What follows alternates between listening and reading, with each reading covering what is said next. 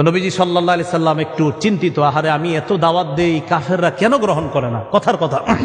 যেমন আজকে আপনারা আমি চাইছি যে এমন ভাবে বুঝাই যেন আজকে থেকে আর কেউ গুনাহ না করেন। তো এরপরেও যদি কালকে গুনাহ করেন হইতে পারে কষ্ট লাগবে, আহারে তো ভাবে কইলাম এরপরে গুনাহ করে। তো নবীজি দাওয়াত দেয়, এরপরে অনেকে দাওয়াত গ্রহণ করে না, কষ্ট লাগে যে আমি এত করে বুঝাই গ্রহণ করে না কেন? আল্লাহ বললেন ফাজাক্কির, নবী আপনার কাজ আপনি শুধু ওয়াজ করতে থাকেন। সুবহানাল্লাহ। আপনার কাজ ফাজাক্কির, আপনি শুধু ওয়াজ করতে থাকেন। ইন্নামা আনতা মুযাক্কির, আপনি উপদেশ দিতে থাকেন, আপনি ওয়াজ করতে থাকেন, আপনি শুধু ওয়াজকারী, শুধু উপদেশ দাতা। লাস্তা আলাইহিম বিমুসাইতির, আপনি তাদেরকে জোর করে কিছু মানাবেন আমি এই জন্য আপনারে পাঠাই নেই। আপনার কাজ শুধু বলা, গ্রহণ করবে না না করবে এটা আপনার দায়িত্ব না, আপনি শুধু ওয়াজ করার কাজ। লাস্তা আলাইহিম বিমুসাইতির, আপনি তাদের উপর নিয়ন্ত্রক নন, আপনি তাদের উপর বাধ্য না, তারা গ্রহণ করতেই হবে। আপনার কাজ ওয়াজ করা। বলেন আপনার কাজ কি? তো এখন যদি এই যুগে কেউ বলেন হুজুর এত ওয়াজ করেন কি লাভ?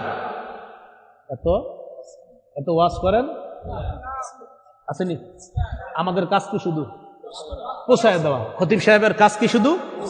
আর দোয়া করা। হ্যাঁ, দোয়া করা যে আল্লাহ কবুল যেন করে, আল্লাহ মানুষগুলা যেন কথাগুলা মানে, আল্লাহ মানুষগুলা যেন কথাগুলা মানে, বাস এতটুকু কাজ। বাকি হেদায়েত সে পাবে না না পাবে এটা আল্লাহ জানে। তো আল্লাহ বলেন ইল্লা মান তাওয়াল্লা ওয়া কাফার, যে ব্যক্তি আপনার দাওয়াত গ্রহণ না করে মুখ ফিরিয়ে নিবে, ওয়া কাফার আর কুফরি করবে, ফায়ুআযযিবুহুল্লাহুল আযাবাল আকবার, আল্লাহ তাকে বড় আযাব দিবে, বড় শাস্তি দিবে।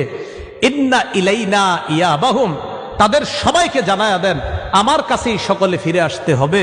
সুম্মা ইন্না আলাইনা হিসাবাহুম, এরপর আমার দায়িত্ব তাদের হিসাব নেওয়া, আমি আল্লাহ তাদের হিসাব নিব। মনে রাখবেন ভাই, রাসূলুল্লাহ সাল্লাল্লাহু আলাইহি ওয়াসাল্লাম বলেন মান হুসিবা উযযিবা, হিসাব যদি পুঙ্খানু নিয়ে নেওয়াই হয় শাস্তি থেকে কেউ রেহাই পাবে না। আল্লাহ আমাদের সকলকে সূরা গাশিয়ার যে কথাগুলা, মূল কথাগুলা, আমাদের আজকের মূল আলোচনা যেটা জানলাম, সূরা গাশিয়ায় আমরা মোটামুটি ভাবে বিস্তারিতভাবে দুই শ্রেণীর কথা জানলাম। এক শ্রেণী জাহান্নামী, আরেক শ্রেণী জান্নাতি। জাহান্নামীদের চেহারাগুলা বড় ভয়ঙ্কর পরিস্থিতির সম্মুখীন হবে, জান্নাতীদের চেহারাগুলা বড় হাস্যোজ্জ্বল হয়ে যাবে। জাহান্নামীরা দরি নামক ভয়ঙ্কর এক খাদ্যের সম্মুখীন হবে, জান্নাতীরা আলিশান জান্নাতে প্রবেশ করে শরাবান তাহুরা সহ বিভিন্ন নেয়ামতের সম্মুখীন হবে। আল্লাহ আমাদের সকলকে সৌভাগ্যবান তথা জান্নাতীদের অন্তর্ভুক্ত যেন দুনিয়াতে থেকেই নামটা লিখিয়ে যেতে পারি, আল্লাহ তৌফিক দান করেন।